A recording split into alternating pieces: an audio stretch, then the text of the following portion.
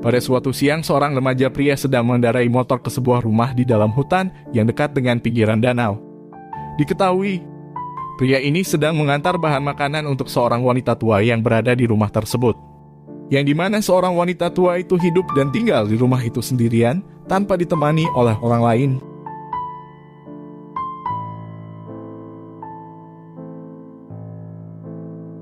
Lalu ketika pria tersebut sampai dan meletakkan bahan makanan itu di depan rumahnya, tiba-tiba ia mendengar suara tangisan yang berasal dari dalam rumah tersebut. Karena penasaran, ia pun masuk dan memanggil wanita tua itu yang biasa disebut sebagai Nyonya Kelty. Di saat ia memanggil si Nyonya Kelty, ia melihat ternyata Nyonya Kelty sudah terbaring dalam keadaan tak bernyawa di lantai rumah tersebut. Ia yang panik langsung bergegas pergi untuk memberitahu kejadian tersebut pada polisi di sekitar daerah itu. Lalu Sin pun berpindah pada seorang polisi yang sudah mengetahui bahwa Nyonya Kelty telah mati. Ia pun berangkat bersama seorang temannya yang juga berprofesi sebagai dokter bernama Jerry untuk mengurus mayat Nyonya Kelty.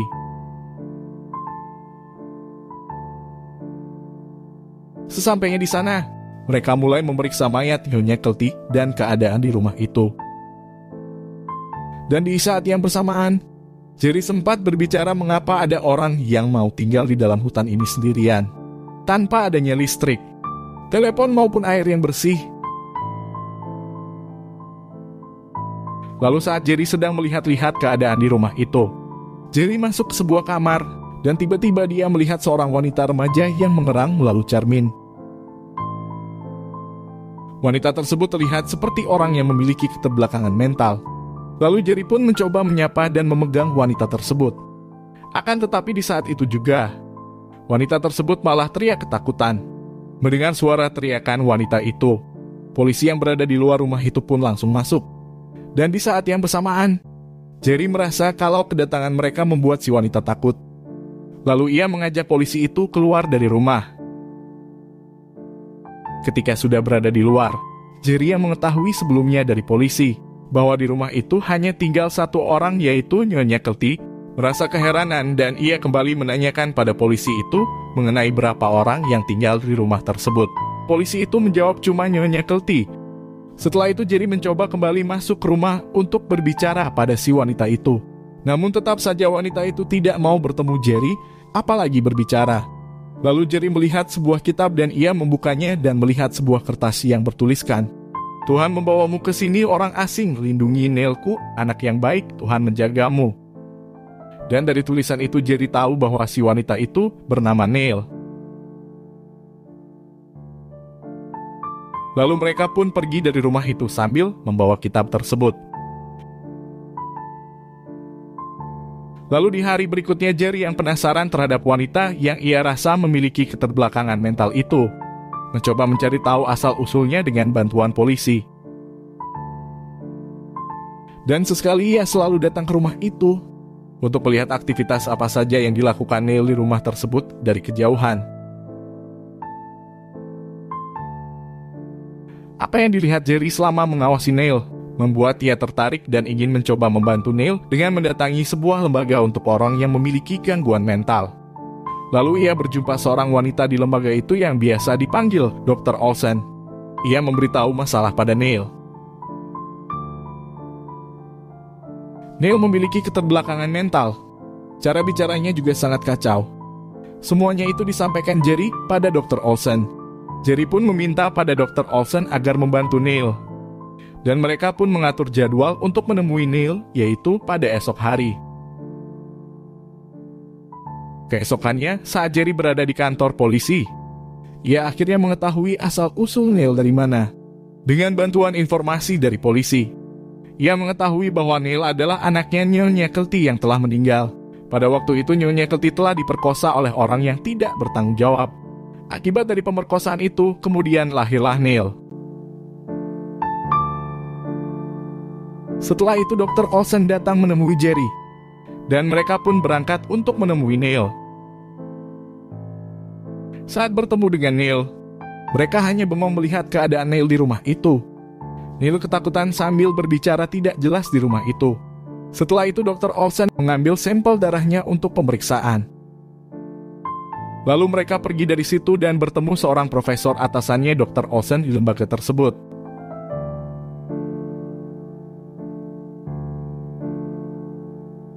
Lalu pada pagi hari, Jerry mendapat telepon dari polisi mengenai Neil, yang dimana diketahui itu adalah surat perintah dari pengadilan yang diajukan lembaga Dr. Olsen untuk membawa Neil ke rumah sakit jiwa agar mendapat perawatan. Jerry tidak terima kalau Neil dibawa ke rumah sakit jiwa. Ia merasa rumah sakit jiwa tidak akan membantunya. Lalu ia pun membawa masalah ini ke pengadilan. Jerry dan Dr. Olsen yang awalnya bersama ingin membantu Neil. Mereka pada akhirnya beradu pendapat di pengadilan. Hingga di akhir perdebatan mereka saat berada di pengadilan, hakim belum mampu menemukan keputusan di mana seharusnya Neil berada. Lalu hakim pun menunda keputusannya selama 3 bulan ke depan untuk observasi terhadap Neil. Jerry yang senang terhadap putusan hakim memanfaatkan waktu 3 bulan itu untuk mengamati Neil. Ia bahkan membuat tenda dan tinggal di dalam hutan berdekatan dengan rumahnya Neil sebelum pengadilan lanjutan dimulai. Namun apa yang tidak disangka-sangka oleh Jerry, dia melihat sebuah perahu besar datang, yang ternyata itu adalah Dr. Olsen yang juga memilih untuk tinggal di dalam hutan selama observasi.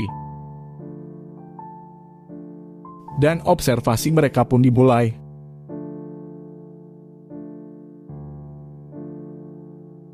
Jerry selalu mencoba untuk berbicara pada Neil. Bahkan Jerry mencoba memakai bahasa yang dipakai Neil, yang dimana ia sendiri tidak mengerti apa artinya. Namun Neil tetap masih tidak mau berbicara dengan Jerry, dan malah Neil membuat gerakan-gerakan yang aneh di depan cermin. Selama observasi berlangsung, Jerry dan Dr. Olsen saling membantu untuk mengamati bahasa yang digunakan Neil. Perilaku mereka tidak seperti ketika berada di pengadilan yang beradu argumen. Dan itu bisa kita lihat ketika pada waktu malam hari saat Jerry mencoba kembali untuk berbicara dengan Neil yang berputar-putar di dalam rumahnya. Jerry menceritakan masa remajanya dahulu saat bersama tetangganya. Saking semangatnya Jerry bercerita, ia membuat gerakan mengepal tangan yang diangkat ke atas. Tiba-tiba gerakan itu membuat Neil terpaku menatap Jerry. Ia menghampiri Jerry dan berbicara bahasanya sendiri, yang dimana diketahui Neil mengatakan kalau Jerry adalah malaikat pelindungnya. Dan Neil memanggil Jerry dengan sebutan Jay. Jerry pun terpaku senang melihat Neil yang mau berbicara kepadanya. Dr. Olsen yang melihat kejadian itu melalui layar di perahunya juga terpaku sekaligus senang. Dr. Olsen juga mencatat setiap ucapan-ucapan yang dikeluarkan oleh Neil, yang dimana setelah mereka meneliti ucapan tersebut, Neil ternyata berbicara bahasa Inggris. Namun Neil menghilangkan konsonan dari setiap kata yang diucapkannya.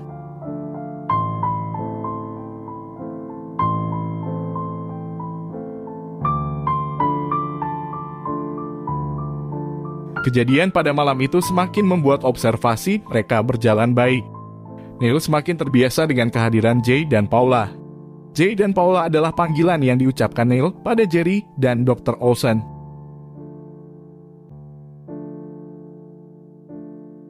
Dan di sini mereka pun akhirnya mengerti bahwa Neil tidak mengidap gangguan apapun. Neil hanya tidak terbiasa dengan peradaban manusia di luar hutan dan bahasanya. Karena dia selalu berada di dalam hutan dan tidak pernah berkomunikasi terhadap orang-orang di luar.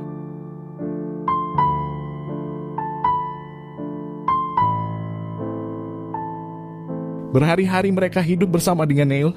Ada suatu keanehan mengapa Neil selalu takut untuk keluar rumah pada siang hari, namun ia tidak takut keluar rumah pada malam hari. Bahkan dia selalu mengatakan kata Tata ketika ia takut. Dan juga kata Ovedor yang Jay sendiri tidak mengerti apa artinya. Yang ternyata setelah mereka teliti melalui perilaku dan ucapan Neil, Jay mengetahui bahwa ibunya Neil dahulu menanamkan ketakutan padanya perihal orang jahat yang ingin memperkosa wanita yang datang pada siang hari. Karena di dalam hutan itu bila ada orang jahat yang datang, kemungkinan di siang hari. Karena pada malam hari ibunya merasa tidak akan ada orang yang datang ke dalam hutan. Dan Jay melihat bahasa Neil dan kata Tata yang berarti takut. Dan Ovedor itu memperlihatkan ketakutannya untuk keluar di siang hari. Dan arti bahasa dan ketakutan Neil itu Jay ketahui pada saat siang hari ketika ia sedang memancing. Tiba-tiba Neil yang berada di dalam rumah berteriak dan membuang barang-barang keluar rumah. Jay pun menghampirinya dan bertanya, "Ada apa?" Ternyata Neil marah karena kitab Tuhan yang berada di rumahnya hilang. Neil berkata pada Jay kemana kitabnya. Lalu Jay yang menyimpan kitab itu memberikannya kembali pada Neil. Setelah itu Neil menyuruh Jay untuk membacakan kitab itu padanya. Nah, dari tulisan di dalam kitab itulah Jay melihat kata evil door yang berarti penjahat. Namun Neil selalu mengatakan evil door itu dengan ucapan Avedor. Dan Jay pun akhirnya mengerti bahwa kemungkinan besar ibunya dulu menanamkan ketakutan itu pada Neil. Ketakutan pada Avedor penjahat. Penjahat yang ingin memperkosa wanita. Ibunya mungkin membuat seperti itu agar Neil tetap berada di rumah. Dan agar tidak terjadi hal buruk seperti pemerkosaan yang terjadi pada ibunya sendiri.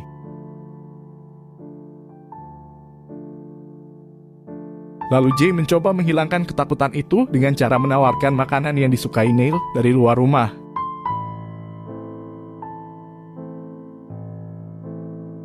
Dan Jay pun berhasil membuat Neil keluar rumah dan mereka pun bermain kejar-kejaran.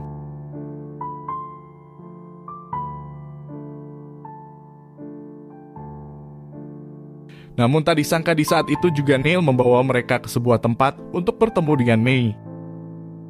May adalah kata yang selalu keluar dari mulut Neil, yang dimana ketika mereka sampai pada tempat itu, Jay dan Paula pun terkejut melihat tengkorak.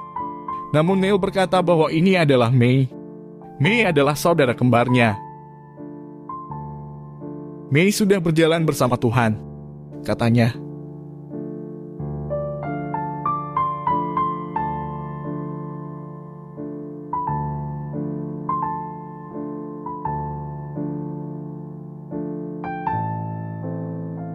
Keadaan ini akhirnya membuat Jay dan Paula mengerti bahwa gerakan-gerakan dan bahasa yang keluar dari diri Neil adalah bahasa dan gerakan yang tercipta antara saudari kembarnya yang telah mati itu. Jay pun merasakan perasaan yang dalam mengenai semua hal yang dia lihat dari dalam diri Neil. Jay bukan lagi merasa Neil adalah pasiennya, melainkan Jay merasa sudah menganggap Neil seperti anaknya sendiri.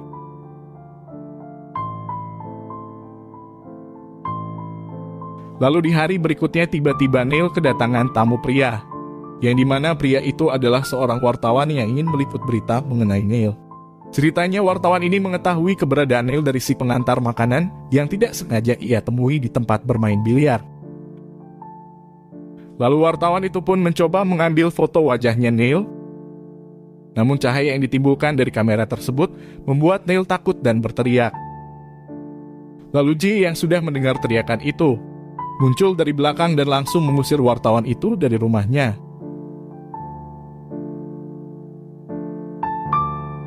Hingga malam pada hari itu juga, Jay bertengkar dengan Paula. Paula merasa bahwa Jay memiliki maksud tertentu terhadap Neil. Namun Jay juga menuduh Paula dan lembaganya lah yang bermaksud seperti itu. Saat itu juga Neil ternyata sedang berada di luar mendengar pertengkaran mereka. Neil pun langsung masuk dan menyuruh mereka untuk berhenti bertengkar. Dan lalu ia menyuruh Paula untuk berbicara pada Jay layaknya seorang istri yang tunduk pada suaminya. Pada scene ini, Neil mengira bahwa Jay dan Paula adalah sepasang kekasih.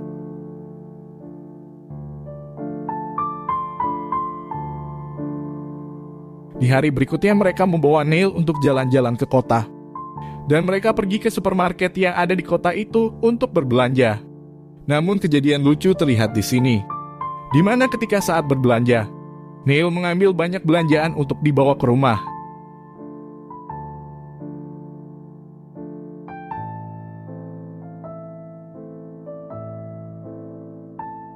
Di hari-hari kebersamaan berikutnya, banyak momen indah dan mengharukan terjadi antara mereka, yang dimana pada saat Paula menangisi kehidupannya yang rumit saat bercerita pada Jay, ia menangis dan berlari ke dalam hutan. Namun ternyata Neil di dalam hutan dan ia melihat Paula menangis. Neil bahkan menghapus air matanya dan berkata, "Donoki Miss Chickaby," yang berarti don't cry, jangan menangis. Dan ada juga momen di mana Neil kembali masih menganggap Jay dan Paula sebagai sepasang kekasih. Di mana saat mereka memberi Neil untuk melihat-lihat buku tentang percintaan. Dia datang pada Jay dan Paula dan ia membuat tangan Jay dan Paula saling membelai.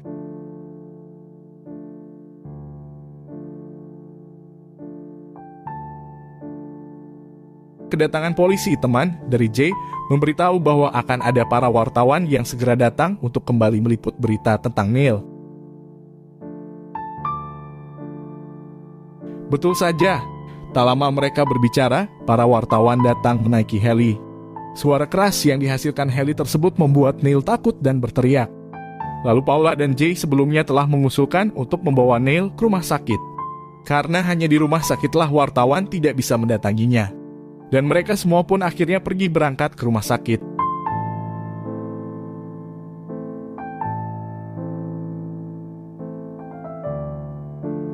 Saat berada di rumah sakit, Neil berhalusinasi melihat saudari kembarnya.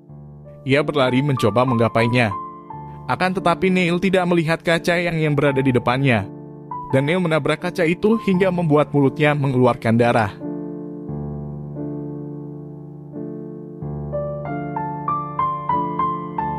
Sejak kedatangan heli hingga saat berada di rumah sakit, Neil bersikap tidak seperti biasanya. Berminggu-minggu ia hanya diam dan tak mau diajak bicara.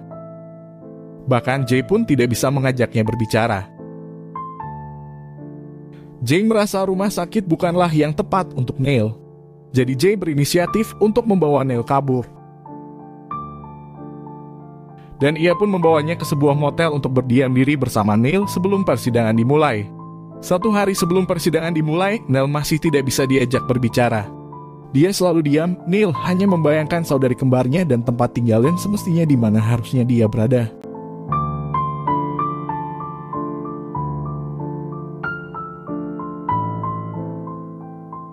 Saat bersamaan Paula datang menemui mereka bersedia atas diamnya Neil. Jay bahkan menangis di depan Paula atas sikap diamnya Neil pada dirinya. Namun Paula menghapus air mata Jay, tepat seperti yang dilakukan Neil pada Paula saat ketika ia menangis di dalam hutan. Paula juga mengatakan Dono ke Miss Chickaby. Lalu mereka pun berciuman layaknya sepasang kekasih.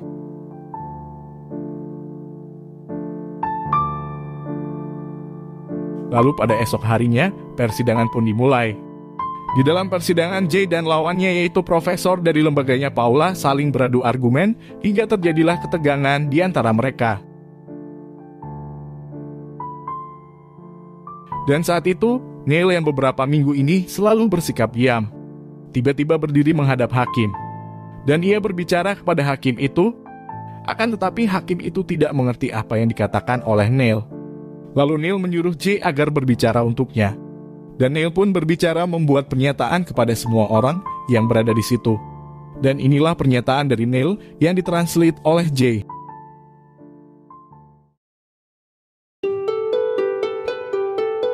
Sejak ibuku meninggal, aku sudah sendirian. Dan aku ketakutan, dan semua orang juga takut padaku. Tetapi Tuhan yang baik hati meringankan kesedihan kita. Banyak kesedihan kita. Lalu Pak Hakim juga mengatakan, maukah kamu mengenal dunia luar dan menjadi teman mereka dan banyak belajar hal baru? Lalu Neil kemudian berkata, kalian punya banyak hal besar.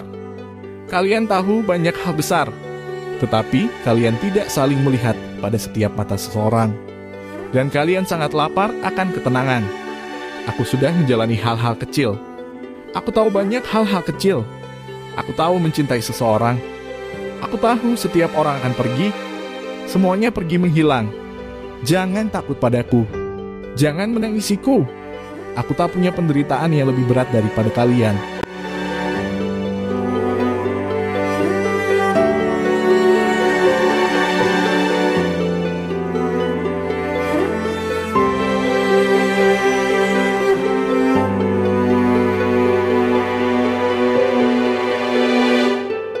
Lalu 5 tahun kemudian, scene ini memperlihatkan bahwa Jay dan Paula sudah menjadi sepasang suami istri.